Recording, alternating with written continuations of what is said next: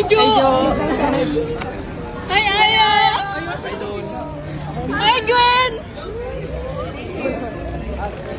Isang nagniningning na kabanata ang isinulat sa kasaysayan ng Kaugma Festival 2026 ng opisyal ng tumapak ang Nations Girl Group na bini sa luntiang lupain ng Bicol. Mula pa lamang sa kanilang paglapag sa paliparan, sinalubong na ang 8 miyembro ng tila naiyayanig na hiyawan at walang kapantay na tindi ng enerhiya mula sa mga Bicolanong blooms na bitbit ang kanilang mga banner, light sticks, at nag-aalimpayong pananabik. Ramdam sa bawat sulok ng rehiyon ang Bini Fever habang patungo ang grupo sa itinakdang tanghalan. Kung saan libo-libong manonood na ang maagang nag-abang at nagtiis sa siksikan makita lamang sila ng malapitan.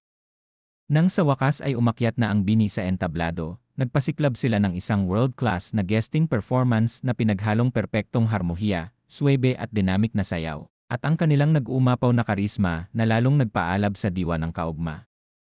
Ang makasaysayang pagbisitang ito ay hindi lamang naging isang simpleng pagtatanghal, kundi isang masayang pagdiriwang ng musika at pagkakaisa na habambuhay na mamarkahan sa puso ng bawat Bicolano.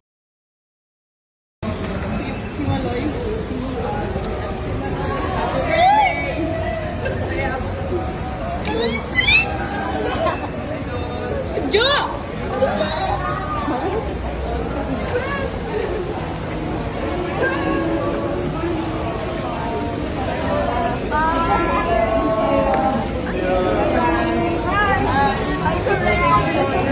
Hi, Mika! Hi, Jo! Hi, Jo!